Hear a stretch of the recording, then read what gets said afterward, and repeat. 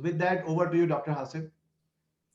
Thank you very much, Vikas Arora and the EliteCISOs for inviting me.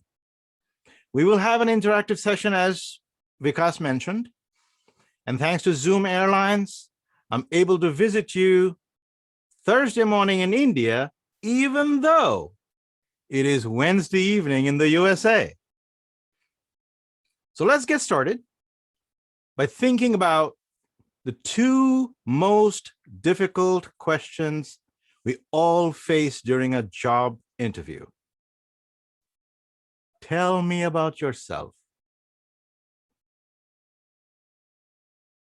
Why should we hire you? Those are two questions that seem simple, but very, very difficult to answer. And most people will start to rehash their resume.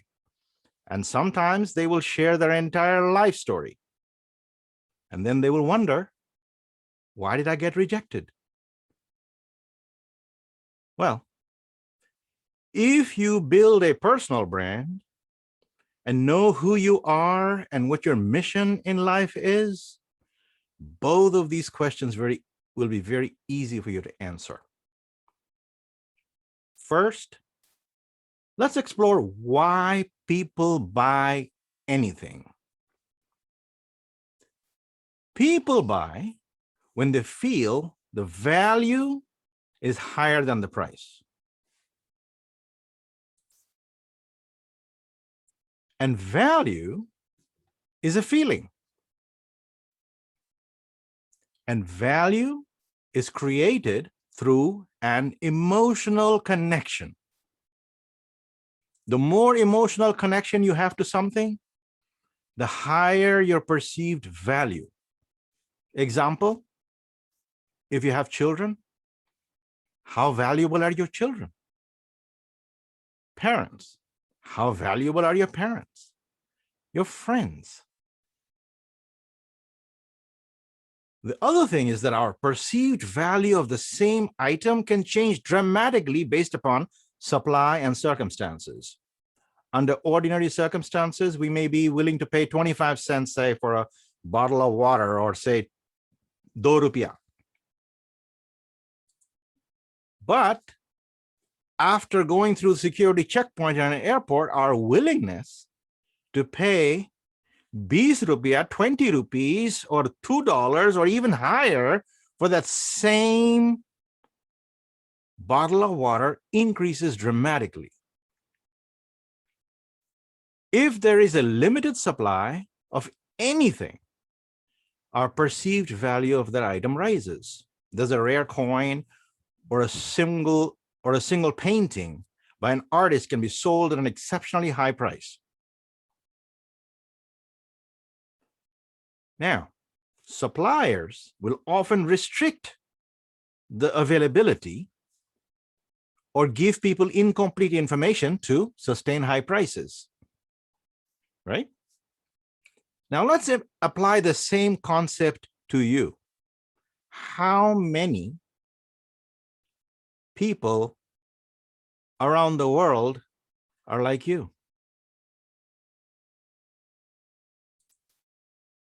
I don't know of anybody else like me. If you know of somebody else like you, that would be amazing, right? So if your supply is 1, shouldn't you be able to command monopoly pricing for your services? And then again, your value will probably change depending on the organization. Why? Because in some organizations, you will produce more value compared to other organizations. Maybe the organization is larger, has more resources. So all kinds of different reasons why you might produce different value. Now, let us also look at baseball players or football players, movie stars, Bollywood actors and actresses. Why do they earn so much money? The biggest reason is because they are able to negotiate based on the expected value they will produce. They will often have a contract clause tied to their value production. So why not you? See, the key to success is understand that people will want to hire you when they feel you will produce far more value than they will pay you. So how will you ever know how much value you will produce? It is a guess. It is a perception and a feeling. And that is the perception and the feeling that you can control through personal branding, because your value will be represented in your personal brand. To represent some of this, I'm going to share 3 stories with you today. And then we're going to talk about the lessons in these 3 stories. And then we're going to go into the discussion time. So first story from my own life. I had just finished high school and I needed a job. My high school English teacher took me on his motorbike to meet with the principal of an international school in Dhaka, Bangladesh. And he introduced me. Sister, this is my best student in English. Please consider him for a teacher position at your school. I was 17 years old, long curly hair, and Elvis Presley sideburns. It was the cool look of the 1970s. But that look diminished my value in the eyes of the principal. Because see, everybody has what? Some bias that they perceive through. And the principal said, sorry, I cannot hire such a young boy to teach. Boy, those words stung me to the core of my being and left me speechless. I was 17 years old, but I still didn't want to be called a boy. The insult burned my ears and I felt like storming away from the room. But before I could move, I heard my professor pleading, but sister, he has many other talents. Really? What other talents does he have? Sister, he can sing and play the guitar. Suddenly, my value went up. The principal turned to me. Can you teach young children to sing and to play the guitar? Sister, I've never done this, but I'm willing to try. Okay, you can start on Monday. I am speechless again. What just happened? I was about to storm out of the room. Instead, I just landed my first full-time job at the age of 17.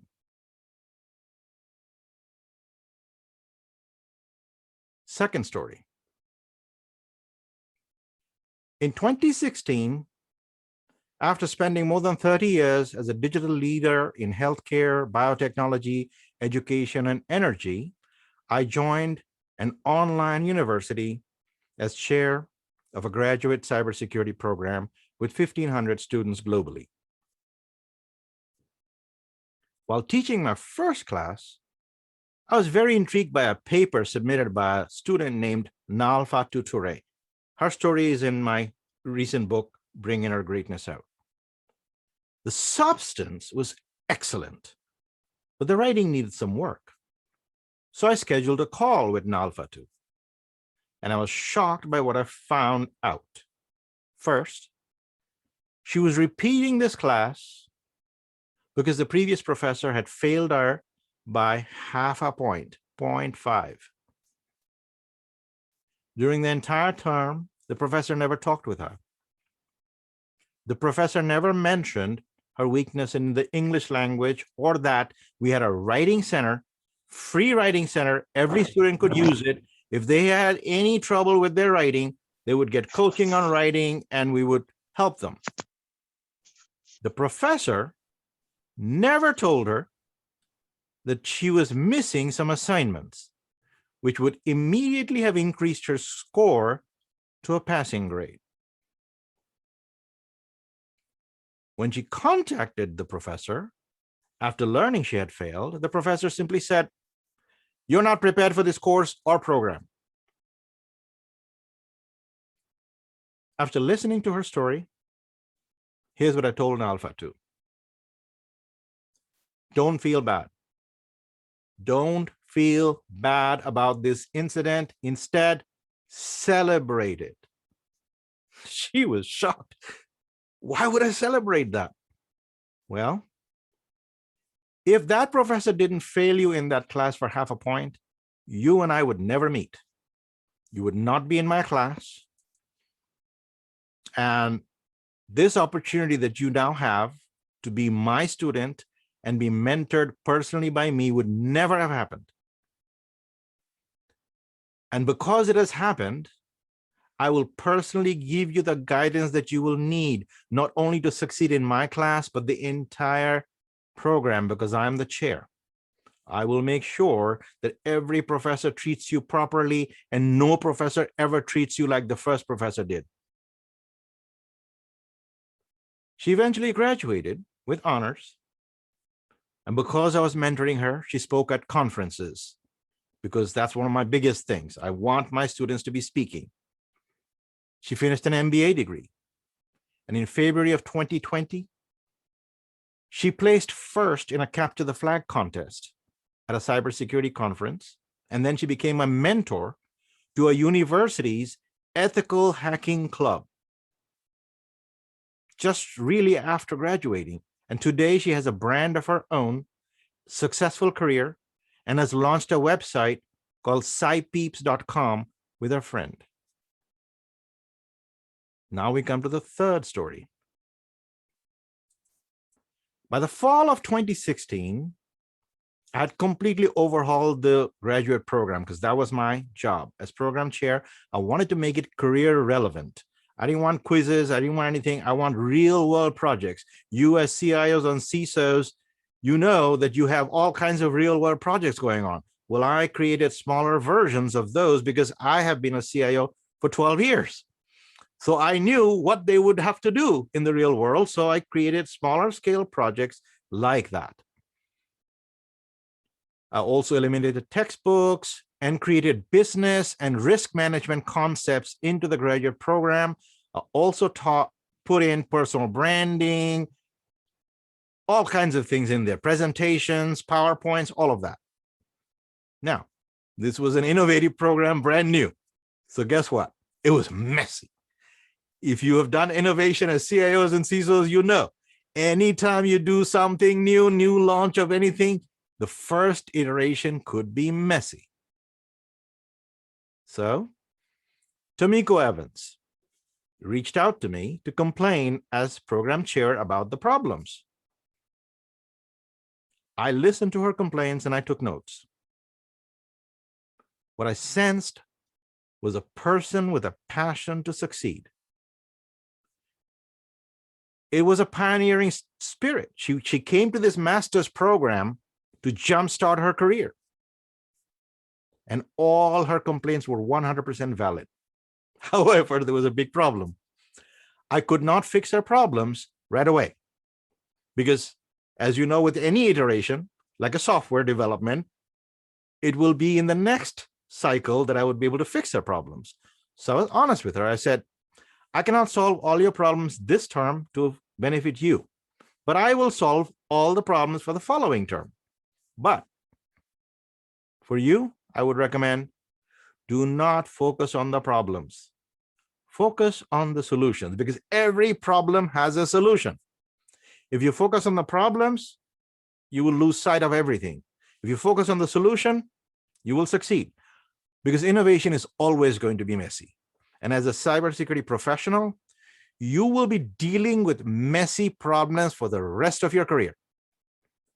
And to be successful, you will need to be a perpetual innovator, Focus on the solutions over which you can control. Do not focus over things that you cannot control. Your efforts, everything must be based on your efforts. Minimize the damage, work around the problem, focus on your graduation, because I guarantee you, once you graduate, you will write your ticket to success, because this program is so unique. There is nothing else like it in the world. Do this and you will be a superstar someday. That's what I told her.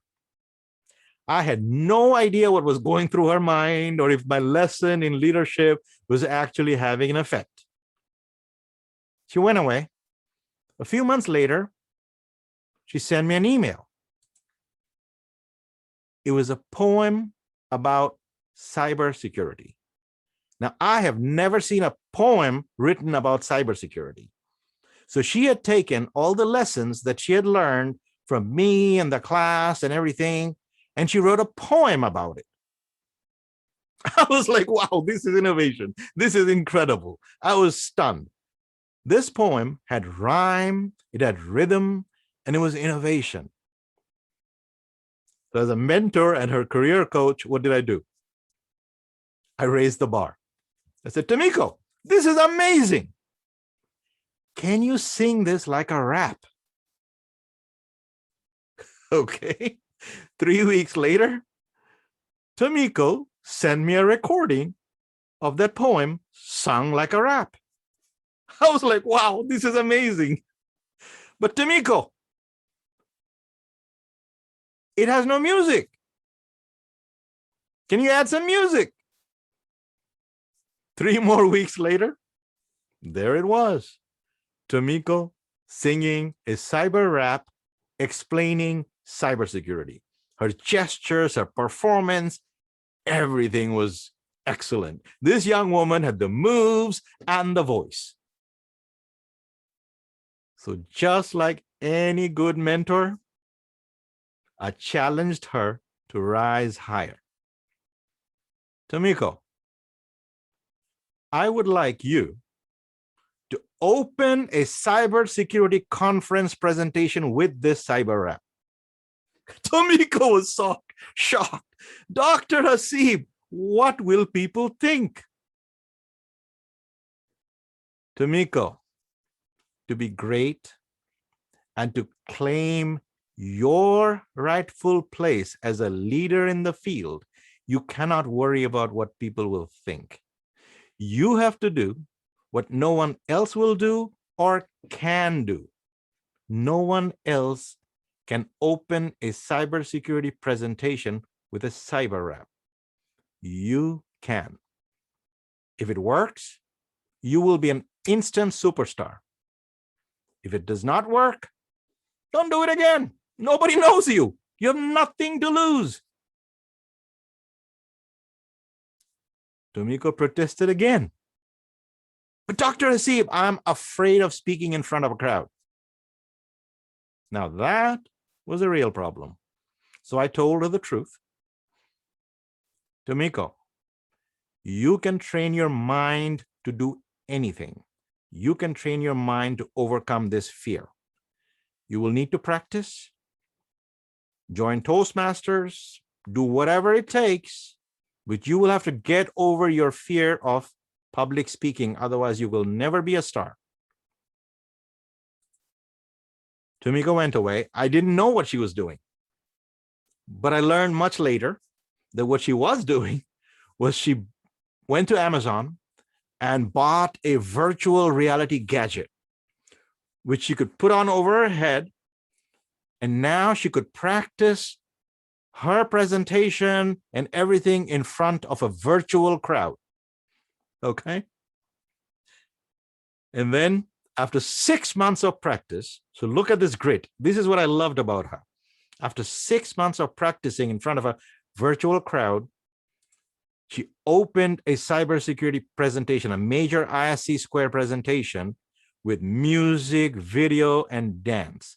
She jumped off the stage, danced through the whole room, and got the whole crowd to chant planes, trains, automobiles, and she sang out a cyber rap. She then also flew a drone in midair and hacked it in midair. The crowd went wild. No one had seen anything like it at a cybersecurity conference or even any conference for that matter. The next day, the organizers invited her to present at the National Congress in Florida, all expenses paid.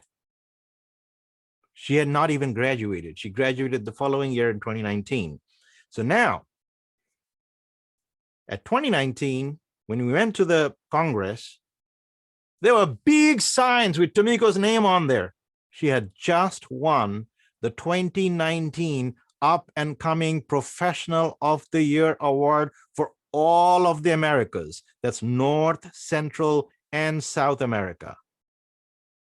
Imagine the number of people and the odds of that happening. Of course, as her mentor, I had to be there because this was an amazing milestone in her career.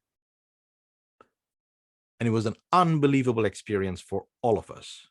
Today, #CyberRapper is a world-famous brand. She just recently spoke in front of 1,700 people, keynote speech from people all over the world. And of course, because of the pandemic, she also flew Zoom Airlines just like I'm flying right now. Now I've shared 3 stories.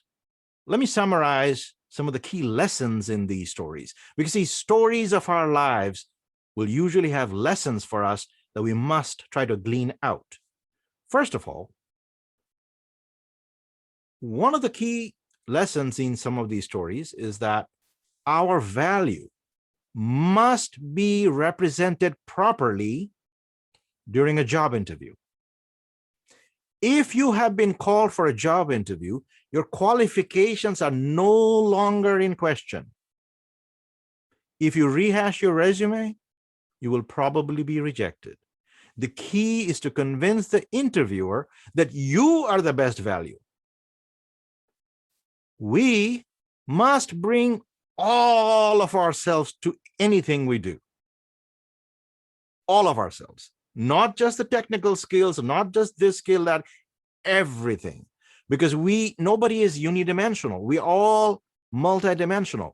Problems are interdisciplinary. Solutions are interdisciplinary. The key is for us to be aware, what dimensions do I have? And then bring our entire being to that job interview and anything we do. What will happen then is that your activities will take on your personal brand. So instead of the job defining you, you will define the job in your own image, because you will be doing that job in a way that nobody else will. So what will happen when you are removed from that job?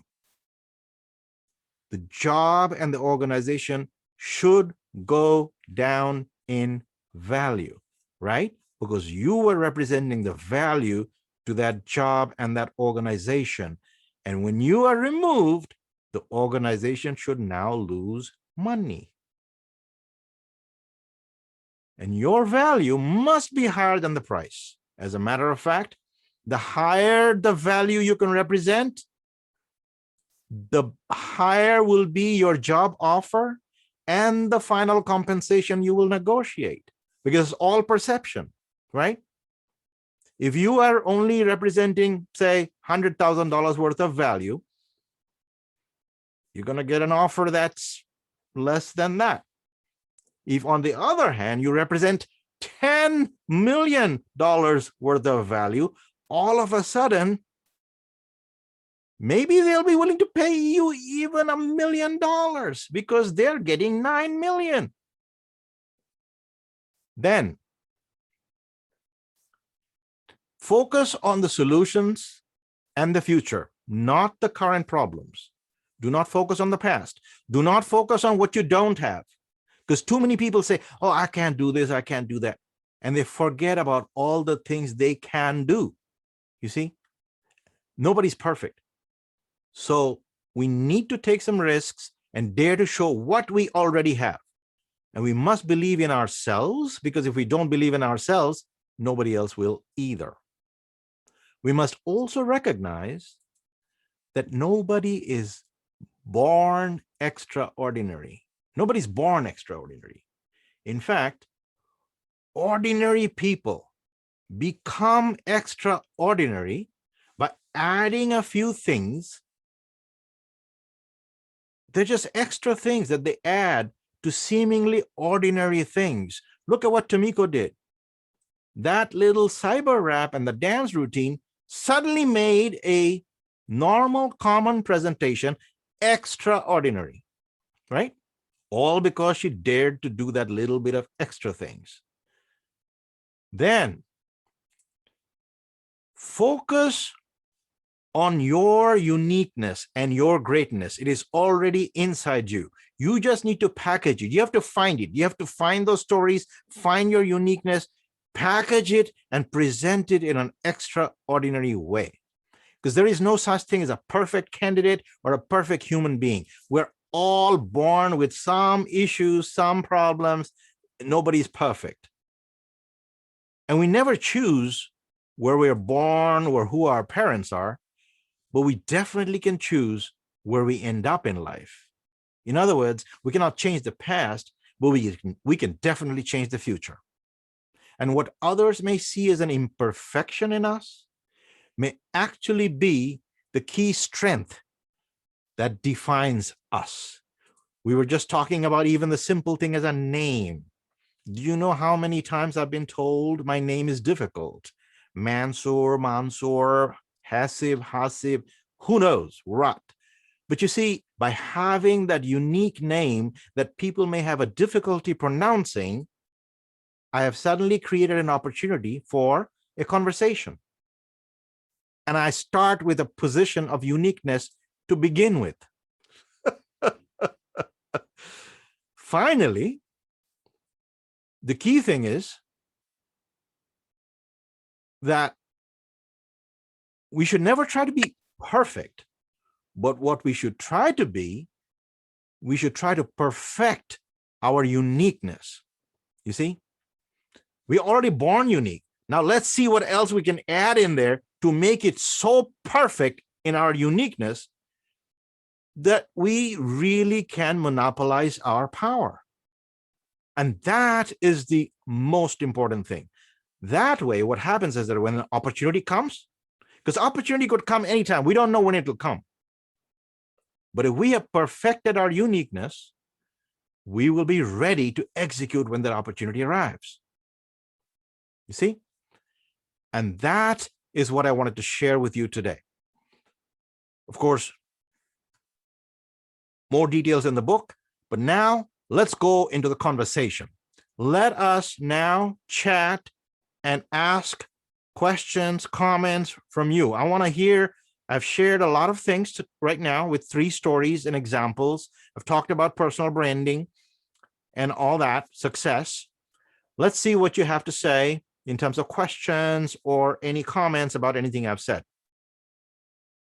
And you're more than welcome to turn on your cameras and all your microphones, and please tell us your name and a question. Anyone?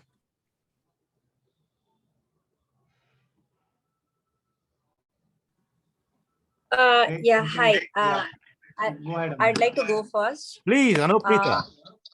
Yeah, hi. I'm Anuprita. I'm the CISO at Yes Bank, and I'm also associated with EliteCISOs.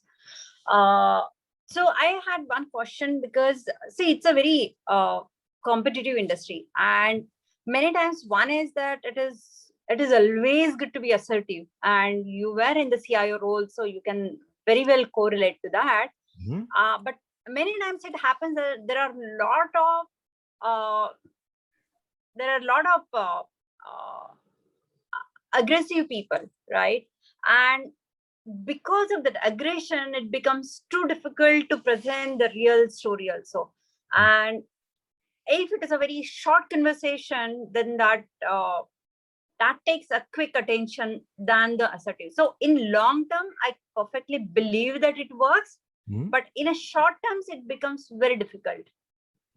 So how to manage such situations? Well, personal brand with those, unless you tell me the exact situation, I won't be able to answer. But in terms of personal branding of your brand and your strength and your power, that is a progressive process, because personal branding has many elements, and you should consider reading the book about that.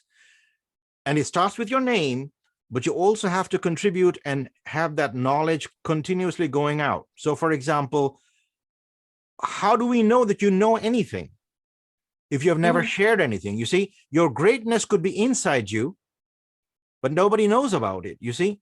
So a lot of people are like that. They're never sharing their knowledge. They're never showing us how great they are. Let's say that you produce 10 one-minute videos about some key insights that you have. All of a sudden, you're the only one doing it. Guess what? Anuprita becomes a brand and a thought leader. Once you start to establish that brand, it will start to give you strength. And this will happen over time. You will create a following. I'm a perfect example. Here I am in America, right? In a country of 330 million people.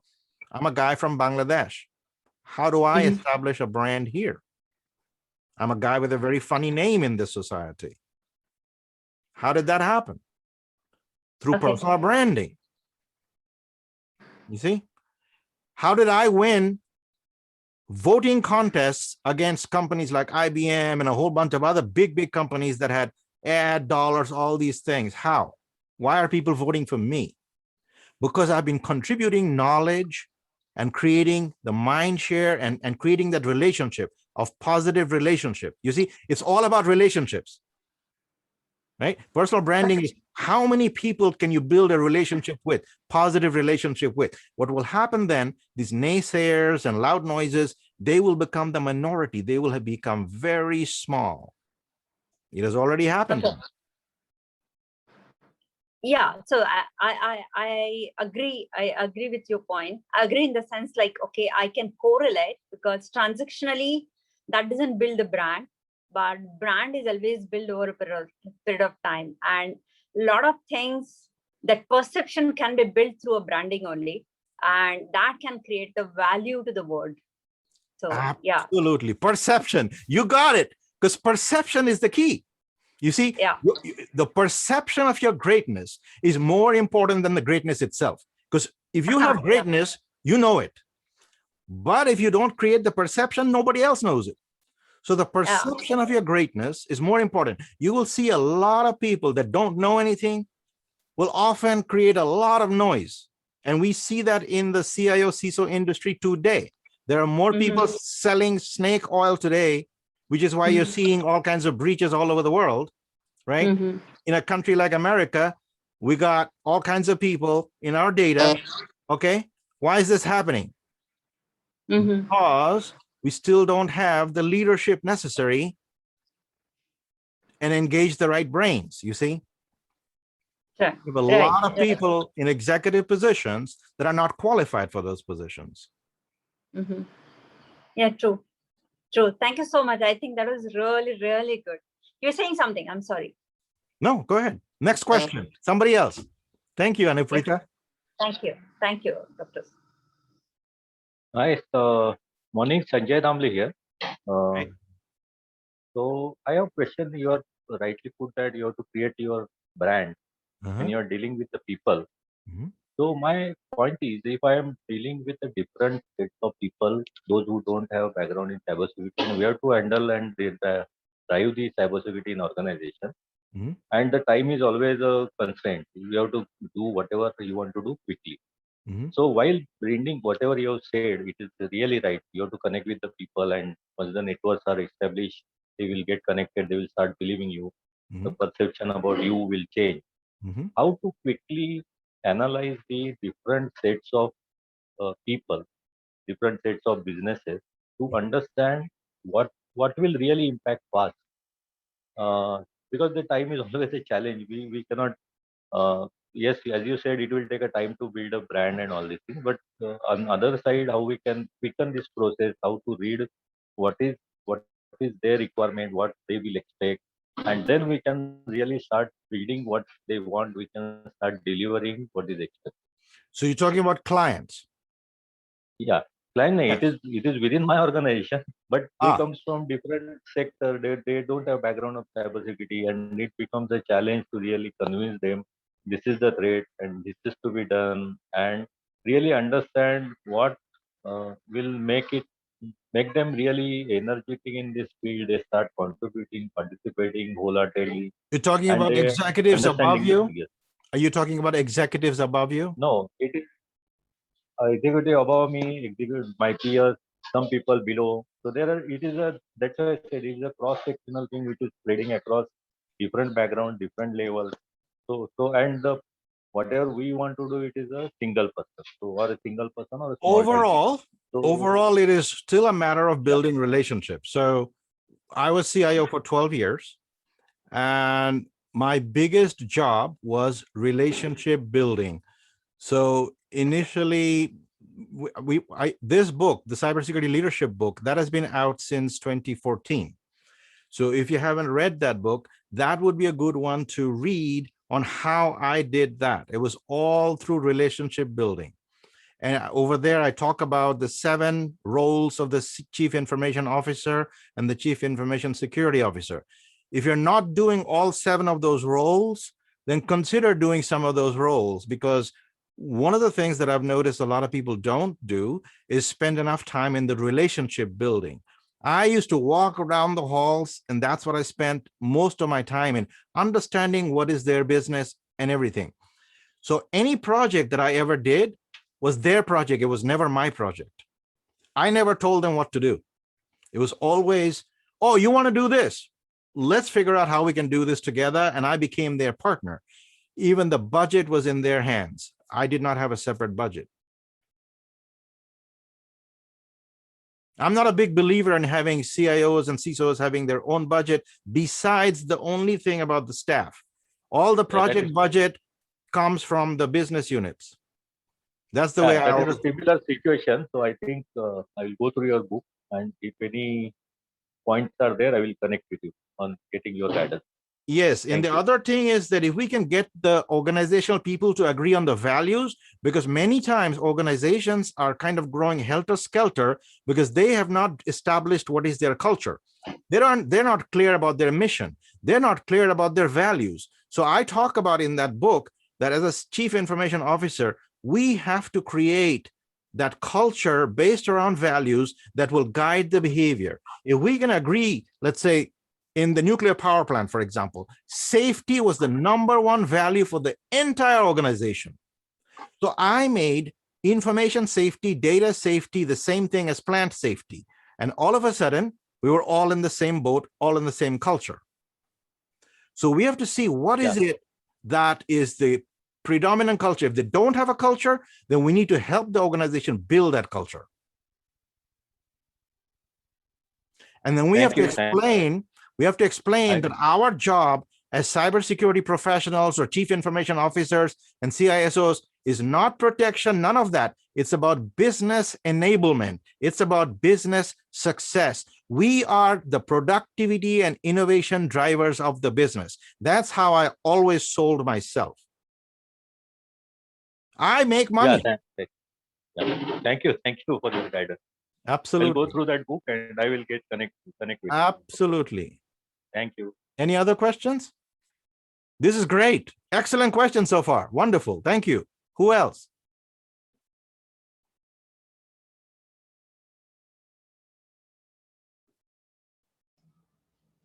Go ahead, guys. Unmute yourself. Ask question. We Please. have another 15 minutes to go. I mean, it's very hard to find time with Dr. Hasib. So use this opportunity. That's what I can say. If there is no question from anybody else, I will like to have another question for you. Please, go ahead. So this is one thing what I talk about. Another thing is what we can do for our individual team members to build them as a cybersecurity leader for a next generation. So what efforts we can do, what approach? Excellent question. So this is another thing that I've written in that book. Okay. You have a team. You probably have team meetings, right? Okay. Yeah, we have. Yes. Make this innovation. Normally, you are probably the chair of the meeting. Instead, do a rotating chair every week. If you have a weekly meeting, rotate the chair of the meeting every week. I talk about that in the book. The reason is leadership is a practiced art form. If you never give people the opportunity to lead, and you never say that, look, leadership does not come from a position. Leadership comes from a frame of mind. Then what will happen is that they will learn to lead. When you have them run the meeting, guess what? They have to prepare a meeting agenda. Now they have to know what is the most important thing in that team. Then make somebody else write the minutes of the meeting. Okay, it must be a different person each time, because in order to write minutes, they have to learn to listen. They have to learn to capture the right things, right? Because they have to then send it out and say, hey, did I capture it correctly? And as they run these meetings, they will learn time management, because somebody will try to monopolize the meeting or talk about something that is unrelated to the topic of your meeting. If you do this as a culture, you will be amazed at how your people will grow. You see, and then make everybody teach their job to at least one other person. That's what I used to do. Every person on the team had to teach their job to one other person of the team. That way, everybody could go on vacation and be relaxed. I could cover from everybody in my team. If they went on a 2-week vacation, maybe I would cover 1 week, maybe somebody else would cover 1 week, something like that. My rule was, if you go on vacation, I want you to be relaxed. I don't want you to have to worry about work. Great. This treatment of people, caring about the people, made me successful like crazy. And see, happiness is a very good thing. Happiness creates all kinds of wonderful chemicals in our body. That creates innovation. So when I created this happiness in the team, my team was innovative like anything. They also learned interdependence, you see, because we were learning from each other. It created that interdependence. That's what a team is. Think about a baseball team or a cricket team. You're probably familiar with cricket team or soccer or football over there, right? How does a winning team win? By helping each other, learning from each other, taking care of each other. Do this as a culture. You'll be amazed at what your teams will do. Great. Thank you. And one very good question is there. Sorry, Mr. Venkatesh. Venkatesh on this side from PNB. Go ahead. How to handle conflicts within the team members? Sure. Within the team members, there were several ways that I used to handle conflict. I never dumped it on them. I would often say, okay, talk to the issues. I'll give you a simple example of how I handle one conflict. We were doing a software development, and the software developer is a genius software developer, but was not very good at catching problems. So I had a separate testing group. The testing group would catch the problems, and the software developer would get angry. They're always finding my problems. Okay. As a matter of fact, this guy was almost about to resign. So I said, okay, here's the thing. You are a fantastic programmer, and I don't want to lose you. However, no programmer can do quality control on their own. Somebody else has to do testing and quality control, and then they're actually helping you make your product better. Maybe it's the approach, maybe whatever it is. But the thing is that if the two of you cannot work together, then we're going to have to create a transition plan, and that's okay. I didn't say I would fire anybody or anything like that. I just said we will create a transition plan. But I also want to be part of the solution. I want to, every time she points out your problems, we'll do it in the office, and we'll meet twice a week, for half an hour. We did that. We did that for, I think, 6 months. After that, these two are working in harmony. And then the guy sent me a message, said, wow, your approach was fantastic. You didn't just dump the problems on me and say, go figure it out and you have to work together. In other words, I didn't pontificate. I became a leader and became part of the solution. And I didn't say I would fire him, no threatening. I said, I value both of you. I need both of you for the team. So those are the ways. Now, there are some cases where the person may be completely unethical, where they're not doing the work, and maybe that's why you're having the conflict. Or maybe they're insulting and all that, and that's a different story. I once had a situation like that where the person just didn't feel like working with women or something like that. Those are kinds of situations when they don't change, we had to terminate those kinds of people. But most people, you can adjust. So again, it's a question of dealing with the right situation, practicing our leadership in solving that conflict. Okay, thank you. So one concern, one question also, Suhas has also put on the chat. And I am also kind of, troubled by this scenario. So what is happening in Indian IT industry is there's a very big drama around award ceremonies, giving top 100 CIO award, top 200 CISO award. And you will see every other day these awards are happening. And I am also I used to get those awards as well. Earlier, I'm also part of the problem. Now, what happens is people get this top 100 Crusader, Survivor, Defender award. They put it on LinkedIn. That's one part, building their own brand. And then it goes internal as well in the company magazine and all. So for CIO and CISO, because they control IT budget, a lot of vendors are giving them award. Even if they do not apply, they will get the award. And it is not happening for the other CXOs in the company. So they do not get any award, any visibility. And here the CIO winning award every month, like a Superman, that is kind of creating a conflict within the company. And outside also that, okay, these guys are winning award every other day. What are they eating? I mean, so what do you say on this? Because a lot of people think that it's a good branding.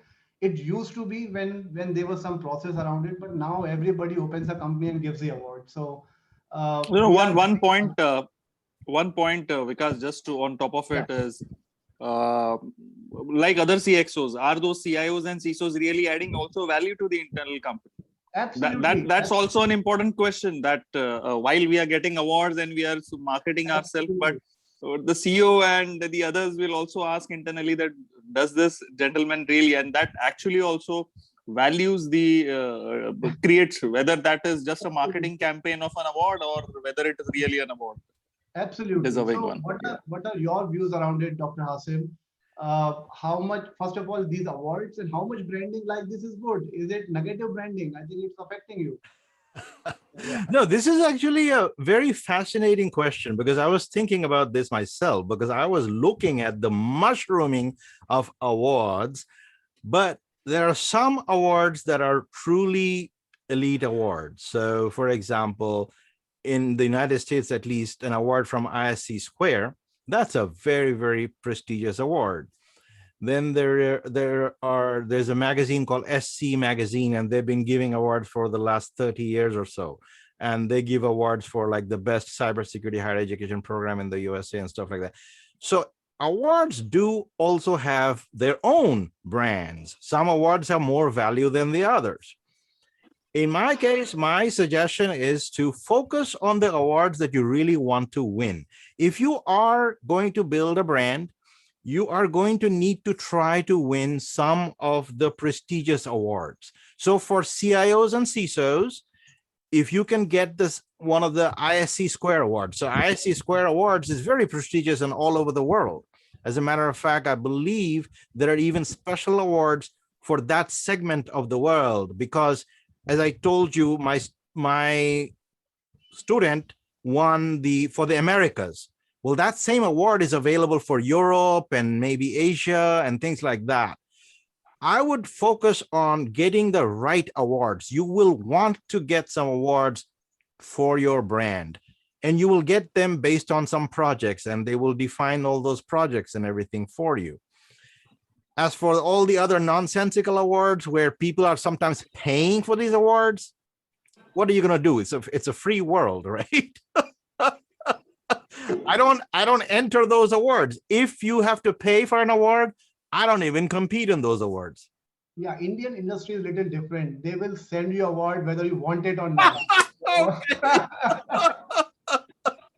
true. Thanks for the great insight, sir. Yeah, there is one more question from Mr. Rumi. Do you want to unmute yourself and ask that question, Mr. Bhutani? It came to me as a direct message. So if you want to unmute yourself and ask that question. Sir, how do you deal with the ego CIOs and the CTOs in a large enterprise? Message over. Thank you. How do I deal with them in a large enterprise? You mean there are multiple CTOs and CIOs in this enterprise? It's around ego management. How do you manage the ego, inflated ego of a CIO or a CTO? That's what it is. The question is. Mr. Bhutani, if you could explain further. Vikas Mukesh here. Yeah. I just want to add one more line. How do you manage the ego, not ego, but the 2-3 strong CXOs in the organization, whether it is a CIO, CFO, CEO, or CHRO, if they are very strong or very I, me, myself, how do you manage that? How do you control that? Am I a peer or am I a supervisor? What's my relationship? So peer, let's say everybody is a CXO. I'm just like CIO, CEO, CFO, or CHRO or CMO. So they are strong. And they are typically very strong with their team. They are leading the team very strongly, but they are typical I, me, myself characters. So then the ego or the arguments comes into the boardrooms or something like that. How do you manage or handle those people? I have a very classic case in my organization where the CFO is a very strong, and he will always say I, me, myself, whether the projects are happening or not happening. But when the results are there, then the challenge or the conflict comes. So many people in the organization are I, me, myself. Individually, they are big, they are great. How do you handle those and their brands are stronger than yours? Maybe at par. So just build because a stronger... IT delivers. Because sometimes IT delivers. Yes, sometimes you may not be sharing your story properly enough. Because see, one of the things that I also talk about in this previous book is representing the value that you provide to your internal organization as well as externally. So we have to build our value by building these relationships both internally as well as externally. So one of the things that I was always doing is continuously sharing. You see, as I was saying, that the perception of your greatness is more important than your greatness. See, sometimes some of the modest people don't beat their own drums. They don't talk about what they're doing. And therefore, what happens is some of the other people, the empty vessels, will sometimes make a lot more noise. And I think the only way to counter that is to positively share your story, continuously share your story, continuously add value, rather than seeking conflict or criticizing. Typically, if they're peers, I wouldn't go into criticizing anybody. I would just continuously share the positive messages of what we're doing, the value we're bringing in financial terms, in reputation terms, publications, speaking engagements, whatever it may be, to create that brand value. Because the other thing is that, is it possible that you may not be in this organization forever? So one of the things that I talk about is when you build a brand, you must also understand if the organization itself becomes so toxic that you don't find yourself thriving in there, you may have to go somewhere else. You see, because staying in a toxic environment and creating all that negativity is also not healthy for you or the organization. So that talks about, that kind of a situation often talks about having a toxic culture. That means some CEO or somebody is not driving the right values through the organization. I don't like to stay in toxic environments for too long. Great.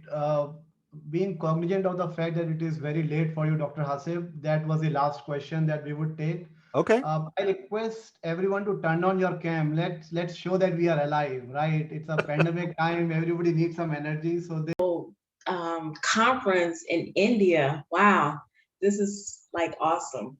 You want to hear rap? Which one? I got like 5 of them now. Whatever is your favorite one.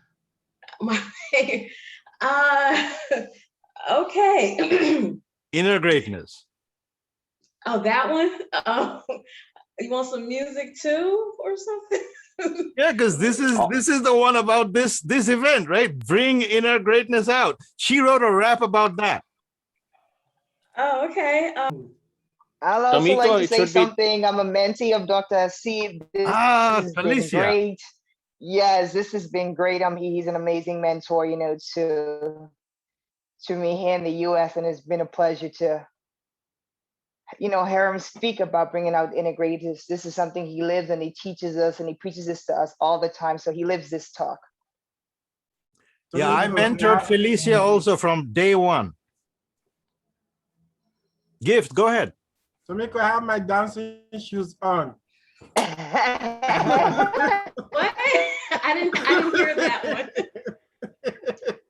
He got his dancing shoes on. Yeah. Oh, okay, cool. Yeah. All right. Excuse me if I stumble, but I'm gonna try this. You know, this is like, yeah. Okay, hold on. All right. You guys hear the music? Yes. Yes.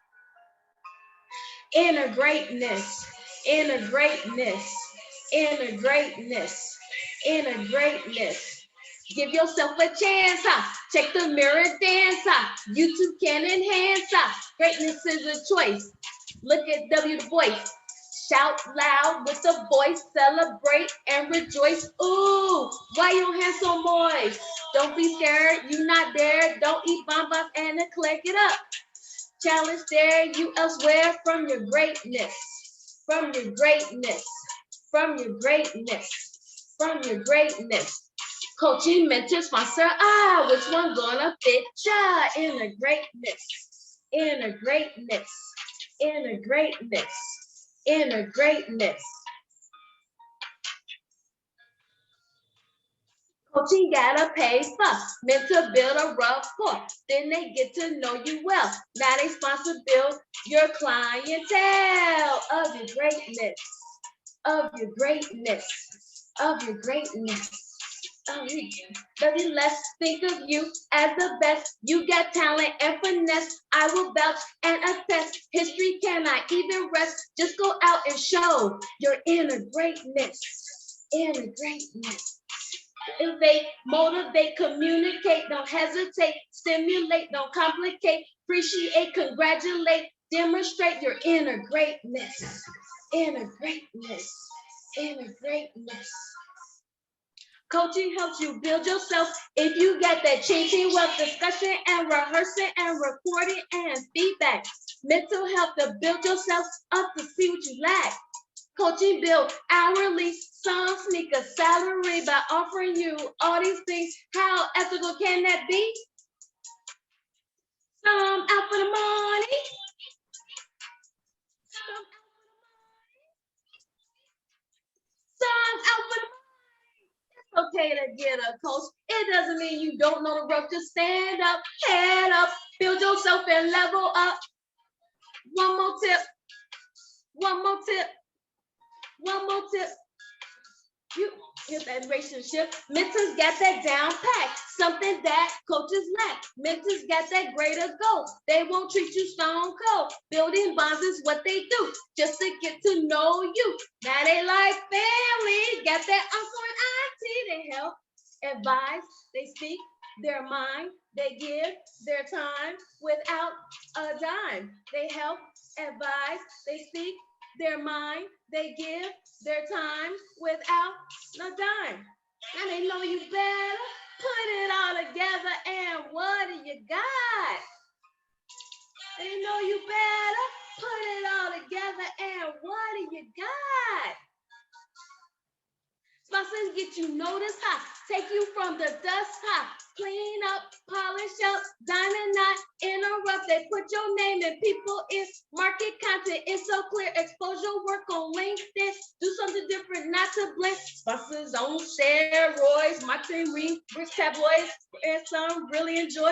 Publicize, cannot rest, dedicate, fully invest, advertise, plus success, exposing your inner greatness. Inner greatness. Sponsor, which one gonna fit ya? Inner greatness, inner greatness, inner greatness. Expose your inner greatness. Build your brand.